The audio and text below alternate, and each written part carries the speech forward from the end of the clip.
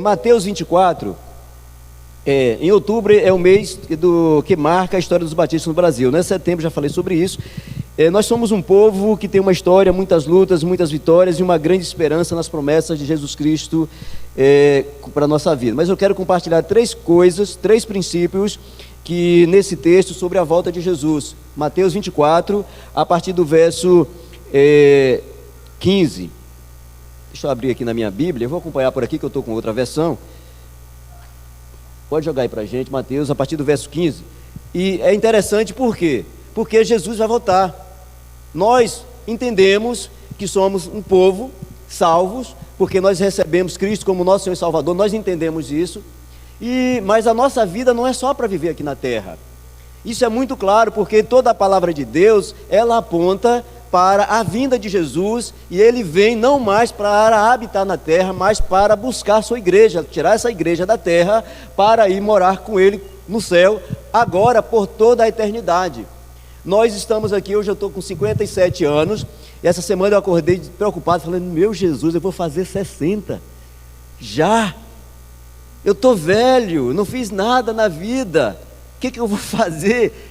Eu não preparei para a aposentadoria, nada, não sei o que vou fazer. Aí eu amanheci meio adoentado desses dias, a Sol ligou para os filhos já deram bronca nela, e ela disse assim, vocês estão com medo de eu ir morar na casa de vocês? Mas uma coisa por mais que vivêssemos na face da terra, 100 anos, 200 anos, vamos morrer. E aqueles que não morrerem agora, que tiverem a grata o privilégio de receber Jesus Cristo, eu não quero estar aqui quando Ele voltar, eu quero ir com Ele quando Ele voltar, porque será um momento de tribulação, eu oro para que não chegue esse dia, para não passar por Ele, mas Ele vai voltar para buscar a sua igreja. E quem é a sua igreja? Os lavados e remidos pelo sangue do Cordeiro. É batista, é da Assembleia de Deus, não importa, se você é lavado e remido pelo sangue do Cordeiro, se você é verdadeiramente salvo, você vai ser levado para o céu. Se você já tiver morrido, você vai ressuscitar. Primeiro vai ressuscitar os mortos, vão ressuscitar os mortos. Tessalonicenses fala sobre isso. Os mortos ressuscitarão primeiro. Depois os vivos que estiverem na terra, os salvos, terão o seu corpo transformado, porque esse corpo, essa natureza carnal nossa, não vai subir para o céu. Então nós vamos nos despir deste velho corpo.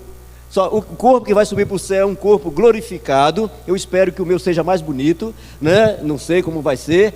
E nós vamos para o céu. Aí depois vão ressuscitar os que morreram sem Cristo, para juntar com os que na terra não aceitaram Cristo como seu Senhor e Salvador, e aí sim esses serão condenados e lançados no inferno. E dessa semana de Daniel, 7 semanas, das 70 semanas de Daniel, 69 semanas já se cumpriram.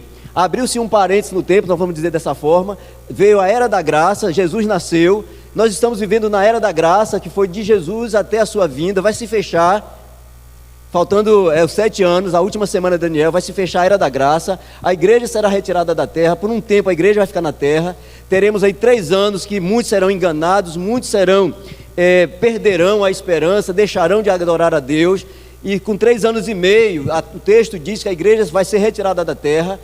Aí você pensa que Jesus dá a arca também como sinal.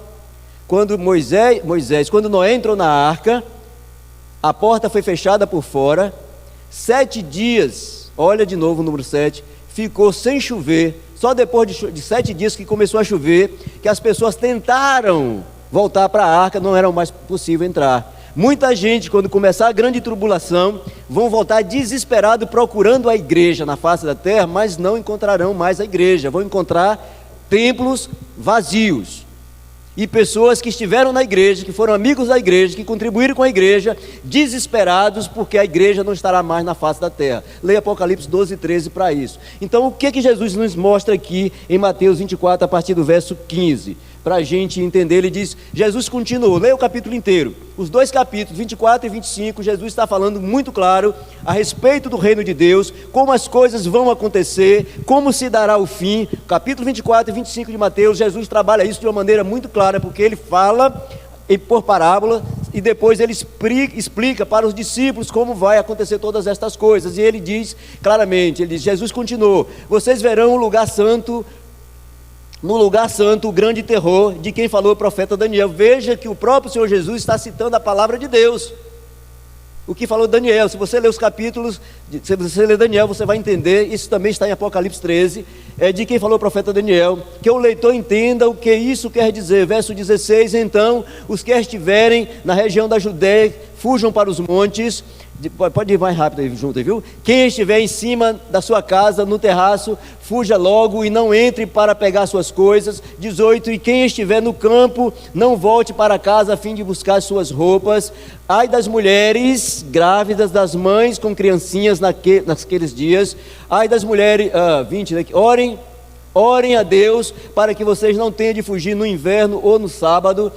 Porque naqueles dias haverá um sofrimento tão grande como nunca houve desde que Deus criou o mundo, e nunca mais acontecerá coisa igual. Está falando a respeito do fim. Verso 22, porém Deus diminuiu esse tempo de sofrimento, Deus reduziu esse tempo de sofrimento, Ele tira a igreja da terra. Se não fosse assim, ninguém poderia ser salvo, mas por causa do povo que Deus escolheu, glória a Deus, para salvar, esse tempo será diminuído. Verso 23, portanto, se alguém disser para vocês, vejam, o Messias está aqui, ou o Messias está ali, não acreditem, porque aparecerão falsos profetas e falsos Messias que farão milagres, maravilhas, para enganar, se possível, até o povo escolhido de Deus.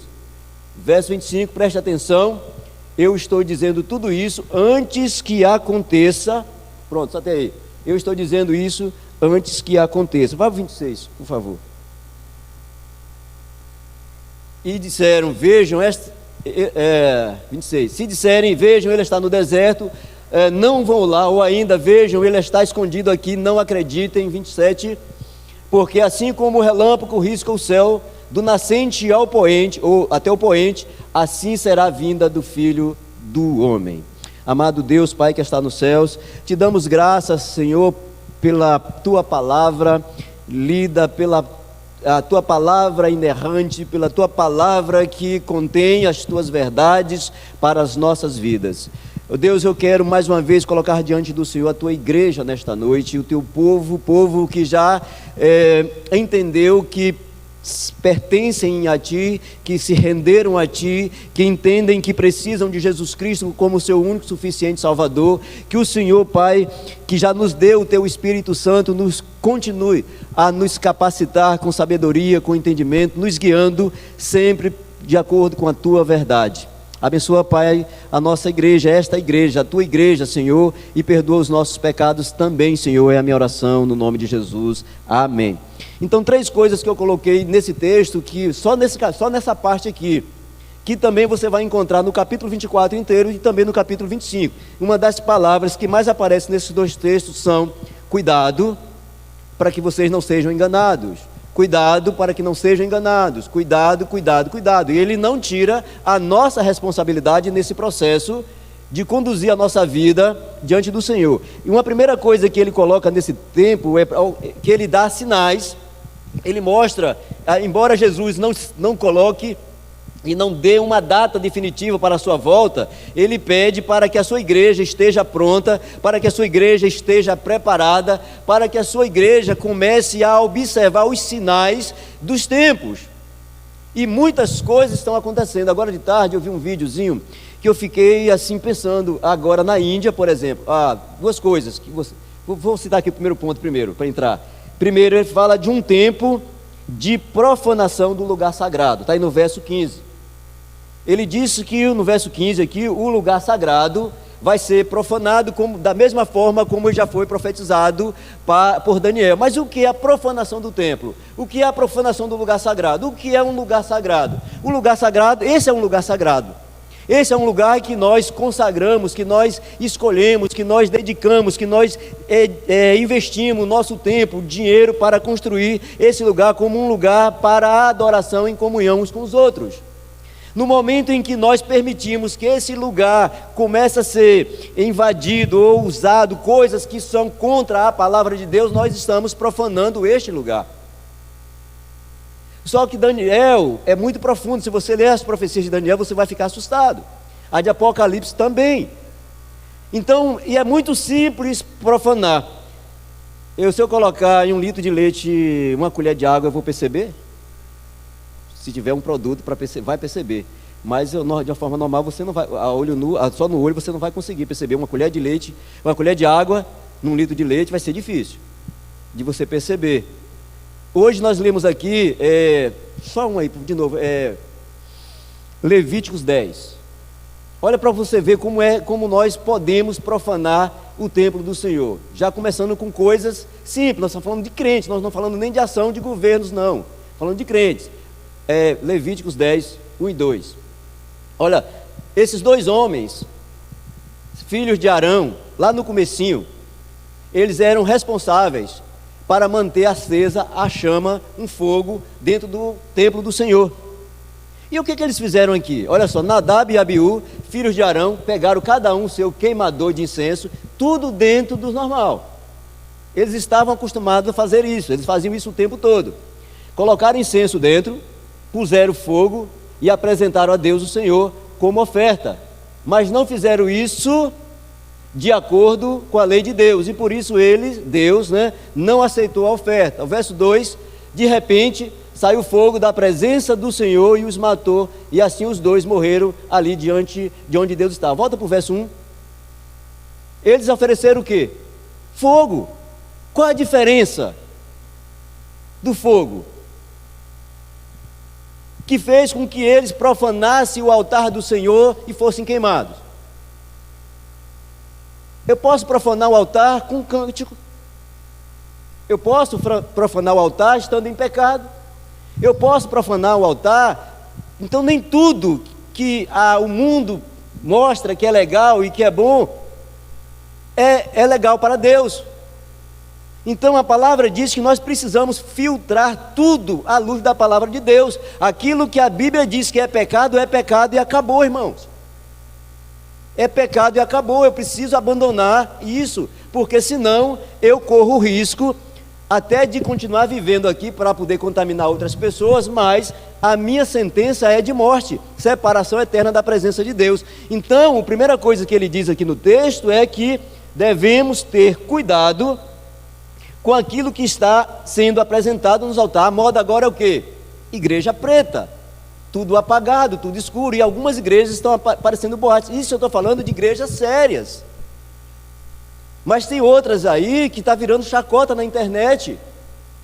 O templo totalmente profanado, já parece brincadeira, a coisa está tomando um rumo totalmente diferente, e as pessoas estão gostando. Por quê? Porque é bom para onde? Para a carne, é bom para o meu corpo, é bom para a minha mente, mas eu saio dali e volto a cometer as coisas do mundo, eu torno-me a envolver com o pecado, não há uma mudança na minha vida. Isso também é perigoso. Ele diz então, um tempo de profanação da casa de Deus. Estejamos atentos. Como é que Deus deseja que nós o adoremos? Em espírito e em verdade. E como eu posso estar cheio do espírito e da verdade? Como que eu posso adorar Deus em espírito e em verdade? Estando cheio do espírito e da verdade. Eu só posso adorar em espírito e em verdade, estando cheio do espírito e da verdade. E eu só vou estar cheio do espírito e da verdade se eu tiver uma vida de comunhão com Deus, com a palavra de Deus, com os meus irmãos em Cristo Jesus, e me colocar a serviço do reino de Deus, para a glória de Deus. Então não basta sentar aqui num domingo à noite, não basta ter o seu nome escrito no hall aqui da igreja. O seu nome precisa estar escrito no livro da vida. E é isso que está escrito lá em Apocalipse. 2 livros serão abertos, o anjo anotador está lá, abre 2 livros. Um livro é o livro da vida, e um livro das coisas que você fez. E quem não tem o nome escrito no livro da vida vai ser lançado no inferno. Essa é a proposta. Então eu preciso estar atento aos sinais, eu preciso me purificar, eu não posso fazer alianças com pessoas que têm alianças que não têm aliança com o Senhor, Eu preciso então olhar para aquilo que está sendo feito como adoração. Ou seja, eu não preciso estar numa igreja perto da minha casa, eu preciso estar numa igreja mais perto da palavra de Deus. Então se essa igreja prega a palavra de Deus, se essa igreja ela tem os princípios que servem, que são da palavra de Deus, você tem uma chance muito grande de estar trilhando por um lugar seguro. Uma segunda coisa que ela apresenta, ele vai falar sobre um tempo de perseguição dos santos, está nos versos de 16 ao 21. Então, além do templo ser profanado, nós temos aí também a perseguição dos santos.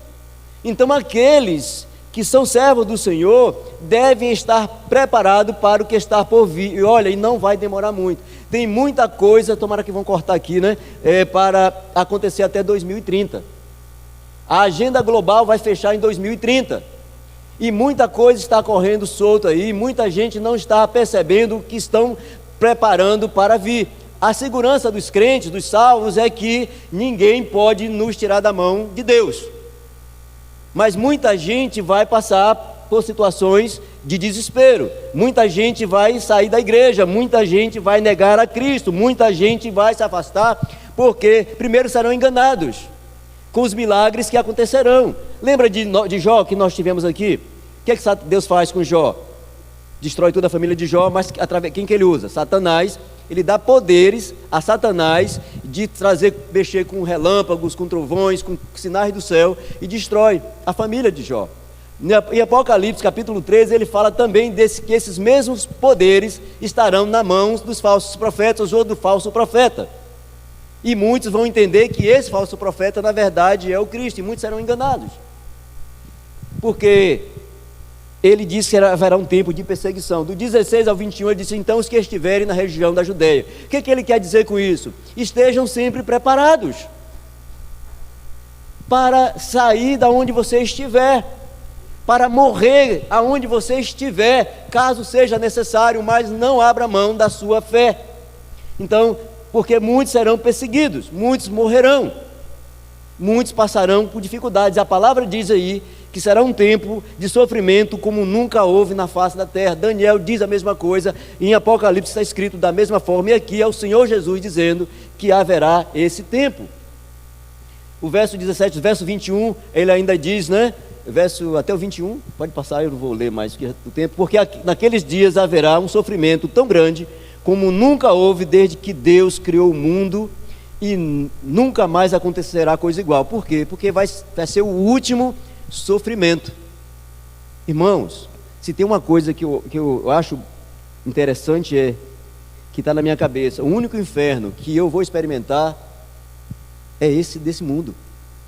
O único sofrimento que eu vou experimentar, a única dor que eu vou sofrer, as únicas lágrimas que eu vou derramar por alguma coisa de sofrimento é nessa terra.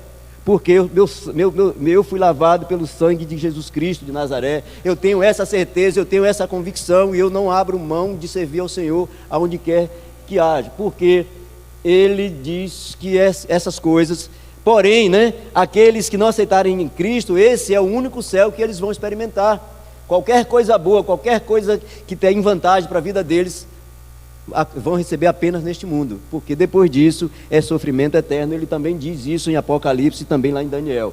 E a terceira coisa, também um tempo da manifestação da misericórdia de Deus. Olha o verso 22. Então, apesar de todo esse sofrimento, os salvos receberão a misericórdia do Senhor, serão cuidados por Deus. Ele diz: porém, Deus diminuiu esse tempo de sofrimento. Se não fosse assim, ninguém seria salvo. Deus sabe o que nós podemos suportar. Ele sabe da nossa capacidade de suportar a dor, de suportar o choro, de suportar o sofrimento, e Ele colocou, e o Espírito Santo de Deus continuará atuando no povo de Deus, e as misericórdias do Senhor ainda se renovarão até esse último dia, porque a igreja do Senhor estará ainda na face da terra. Então Ele vai diminuir o tempo de sofrimento. Então o que Jesus está dizendo é que tenhamos paciência também na tribulação, porque os dias serão maus, mas o povo de Deus vai passar pela prova dando glória a Deus. A igreja do Senhor será retirada da terra. A igreja do Senhor é feita de pessoas salvas. Nenhum salvo será lançado no inferno. Nenhum salvo será lançado no inferno. Todos estarão na presença de Deus, como no cântico que nós cantamos aqui: todo joelho vai se dobrar diante do Senhor. Alguns vão se dobrar de alegria porque está na presença de Deus, vão se render. Outros serão achatados pela mão poderosa do Senhor, porque eles recusaram receber Jesus Cristo como seu único e suficiente Salvador. Mas essas 3 coisas e outras mais estão registradas nesses 2 capítulos. Eu queria ler um pouquinho só com você ainda, só para a gente finalizar, Daniel, capítulo aqui, o último capítulo de Daniel, quando ele fala um pouquinho sobre isso. Porque também ele fala de sinais do tempo, porque ele diz para Daniel: Daniel, fique tranquilo, essas coisas não acontecerão no seu tempo. Você vai morrer ou dormir, mas você verá. Daniel ressuscitará para ver essas coisas acontecendo. Olha que coisa bonita. E no capítulo 11, eu não vou ler todo o capítulo 11, deixa eu pegar aqui. Verso 31, Daniel 11, a partir do 31, ele diz assim: haverá forças ao lado dele, desse que vem, né, aí, que profanarão o santuário, isto é, a fortaleza, e tirarão o holocausto contínuo, estabelecendo a abominação assoladora. Ele perverterá com engano os que estiverem os que tiverem violado a aliança, mas o povo que conheceu o seu Deus se tornará forte e mostrará resistência. Os sábios do povo ensinarão a muitos, porém serão feridos pela espada, pelo fogo, pelo cativeiro, pelo despojo por muitos dias. Mas quando forem feridos, serão ajudados com um pequeno socorro, porém muitos se ajuntarão a eles com engano. Verso 35, alguns dos sábios cairão para serem refinados. Verso 35, alguns dos mestres sábios serão mortos, mas isso será por um meio de purificar e aperfeiçoar o povo de Deus. Isso continuará até chegar ao fim, no tempo marcado por Deus. Então a Bíblia, irmãos, ela contém os sinais que precisamos para manter a nossa vida na presença de Deus, para manter a nossa vida em santidade, porque lá em Apocalipse ele ainda diz assim: olha, alguns terão que morrer. Quem está marcado para morrer, vai morrer. Quem está marcado para ser preso, vai ser preso. Mas todos os salvos serão levados para o céu para viver a eternidade com o Senhor. Essa é uma garantia que nós temos na palavra de Deus. E o apóstolo Paulo, ele ainda vai mais além em 1 Coríntios capítulo 15, verso 19, quando ele diz que se as nossas expectativas, se a nossa esperança, se a nossa fé fosse apenas para viver as coisas boas dessa vida, nós seríamos os mais miseráveis dos homens, porque a nossa esperança é na eternidade. A nossa fé é em Cristo Jesus, a nossa fé é nesta promessa que foi dada, em que nós seríamos levados para morar no céu. Mas fique atento aos sinais, porque ele diz que muitos serão enganados. E quando ele diz assim, olha, vão dizer, e nós já estamos vendo isso recentemente, eu acho que o ano passado, quantas pessoas viajaram do Brasil aos Estados Unidos, porque diz que tinha um avivamento naquele lugar. E cadê o avivamento? Por que eu tenho que sair daqui para ir num avivamento nos Estados Unidos ou em outro lugar para encontrar com Jesus, se eu sei que Jesus me resgatará aonde quer que eu esteja? Eu preciso consertar minha vida com o Senhor. Eu preciso, como o salmista, fazer orações não somente de gratidão a Deus, mas dizendo: Senhor, purifica, me ajuda, a som do meu coração, vê se ainda há em mim alguma coisa que me impeça de ser um adorador por excelência, vê se há em mim alguma coisa que me impeça de ser um verdadeiro adorador, vê se há em mim alguma coisa que eu preciso ainda trabalhar, vê se há em mim alguma coisa que eu preciso deixar, porque eu preciso estar limpo naquele dia em que o Senhor voltar. Então pense sobre isso, não brinque com sua alma. O bem mais precioso que você tem é a sua alma, e ela é eterna. Essa sua alma, ela nunca mais vai deixar de existir. Mesmo as crianças que não tiveram o privilégio de nascer, mas se elas foram geradas, essas almas existem e elas estão na presença de Deus. E todos, nenhuma alma vai deixar de existir. Porém, a única maneira de existir na presença de Deus é aceitando Cristo como seu único e suficiente Salvador e vivendo de acordo com a sua vontade. Essa é a mensagem que nós precisamos falar para as pessoas. Talvez seja assustador para alguns falar sobre isso. Pastor veio falar de inferno hoje, pastor veio falar de lançar alma, porque a sua alma corre perigo. Satanás nunca desistiu de você, Satanás nunca vai desistir de você.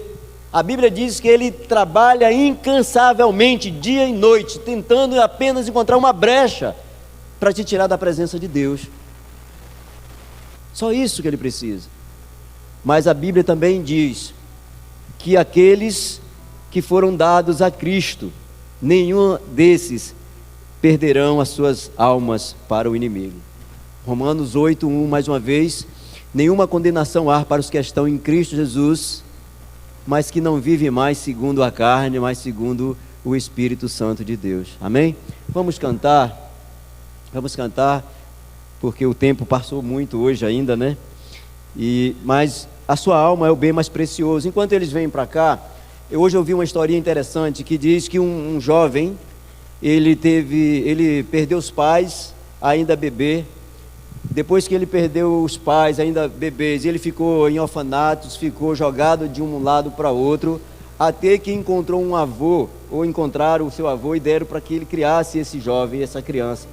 Mas ele era revoltado, ele era triste, ele não conseguia entender o porquê que ele tinha raiva, porquê que ele tinha angústia, porquê que ele tinha medo, porquê que ele era maltratado.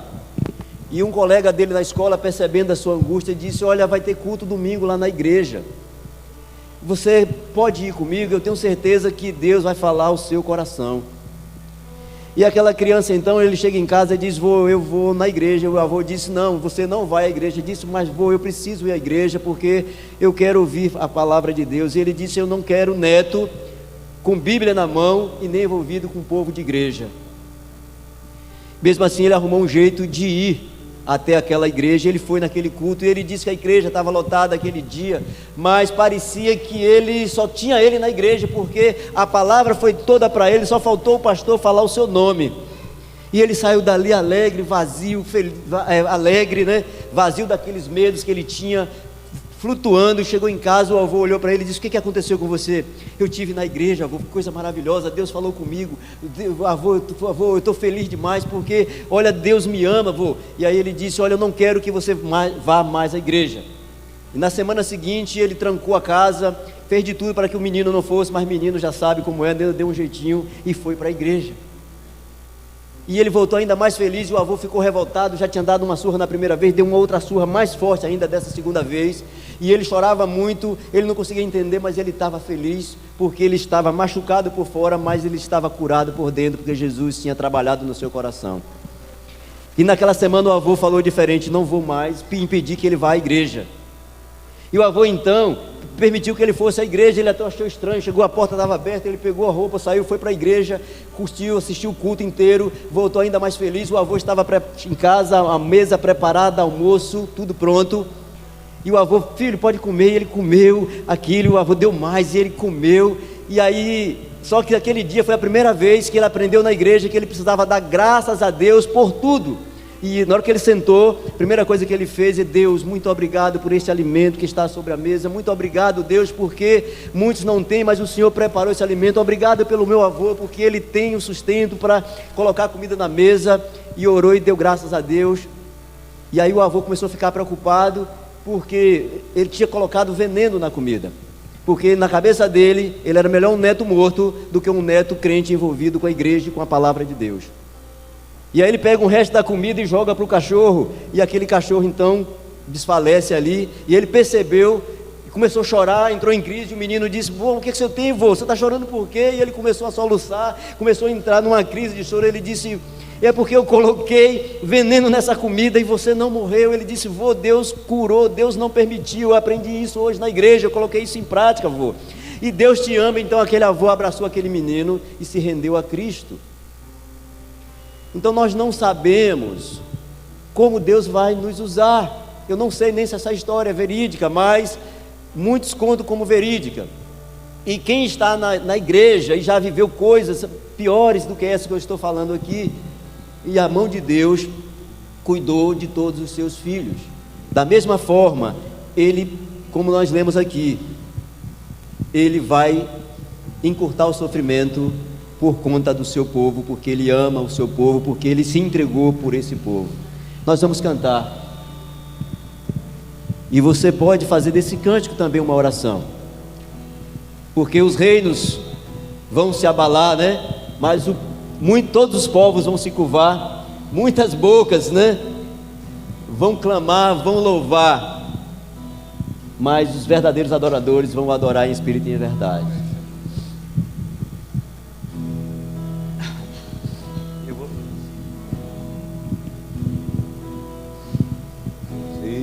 Vamos ficar em pé, igreja? Já estamos finalizando. As pernas estão descansadas. Os reinos se abalam, os povos se curvam, as bocas se abrem, as mãos se levantam para dizer que tu és o rei, para dizer que tu és o Senhor.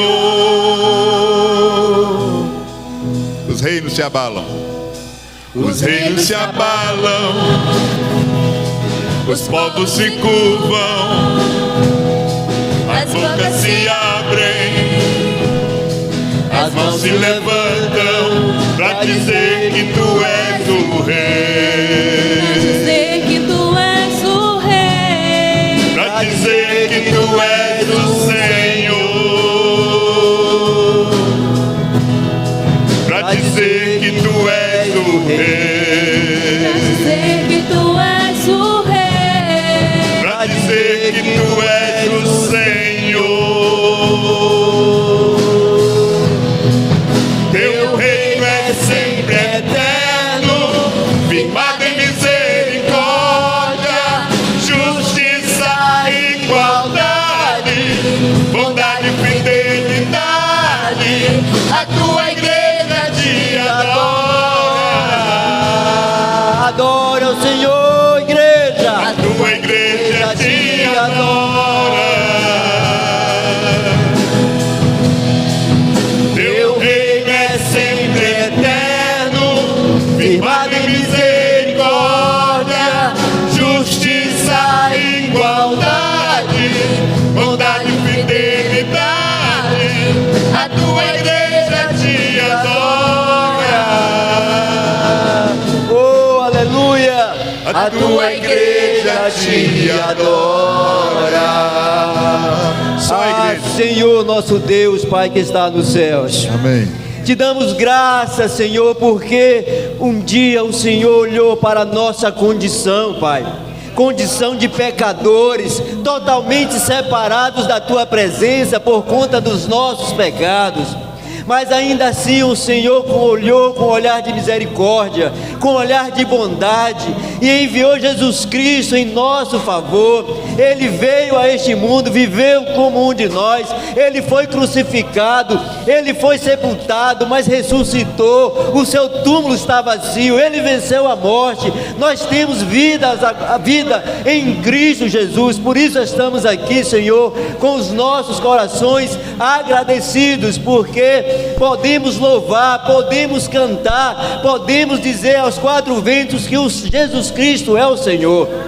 Ó Deus amado, Deus querido, sabemos que tivemos e vamos passar ainda por muitas tribulações, por muitos momentos difíceis, Senhor, e nós ainda assim contamos com a Tua ajuda e com o Teu cuidado, e nesta noite ainda colocamos diante do Senhor os nossos irmãos em Cristo Jesus que estão enfermos, que estão passando por dificuldades. Colocamos diante do Senhor a nossa irmã Marivalda, que machucou a mão mais uma vez esse dia. Que o Senhor derrame sobre ela o Teu bálsamo de cura. Nós estamos colocando diante do Senhor o Seu Antônio, pai do nosso irmão Clenildo. Ó Deus, que o Senhor possa cuidar daquela vida. Ali há uma alma, Senhor, que pode te pertencer. Deus, toque naquele coração. Ele tem escutado as Tuas verdades, ele sabe da Tua existência. Toca naquele coração, Senhor, para que ele possa se render a Ti enquanto é tempo. Nós clamamos pelo pai da nossa irmã Tânia. Ó Deus, coloco diante do Senhor o meu sogro, a minha mãe, o meu irmão, pessoas que ainda teimam em não se render a Ti. Deus, nos ajuda como igreja do Senhor neste lugar a proclamar a Tua palavra, a falar sobre salvação que há em Jesus Cristo de Nazaré. Deus, perdoa mais uma vez os nossos pecados. Deus, toma em Tuas mãos aqueles que continuam resistindo, que continuam, Senhor, sem se entregar para servir no Teu reino. Pai, tenha misericórdia destas vidas, faça com que eles entendam que foram chamados também para servir. Te coloco diante do o Senhor, também cada um daqueles que já abraçaram a Tua causa, Senhor, que já se dedicam ao Teu serviço, que o Senhor possa renovar as forças dos Teus filhos, dando habilidades, capacidade, força espiritual, força emocional, sabedoria para continuar servindo ao Senhor em espírito e em verdade neste lugar.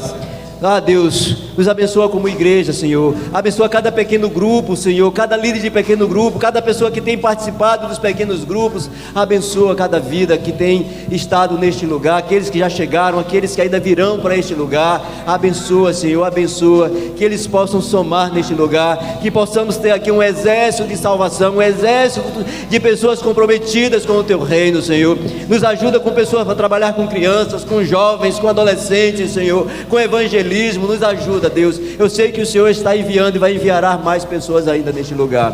Muito obrigado, Deus, por tudo. Nos dê uma semana na Tua presença. É minha oração no nome de Jesus. Amém, amém e amém. Agora a igreja, eu escutei depois, vai. Os reinos se abalam, os povos se curvam. Eita glória! Bocas se abrem. Eita glória! As mãos se levantam para dizer que Tu és o Rei. Ele é o Rei sobre a minha vida. Para dizer que Tu és o Senhor. Para dizer que Tu és o Rei. Para dizer que Tu és o Rei. Para dizer que Tu és o Senhor. Teu reino é sempre eterno, firmado em misericórdia, justiça e igualdade, bondade e fidelidade. A Tua igreja te adora. Ei, glória a Deus. A Tua igreja te adora. Só a igreja sem os instrumentos? Teu reino é sempre eterno, Eita glória! justiça e igualdade, bondade e fidelidade. A Tua igreja te adora. A Tua igreja te adora. Glória a Deus.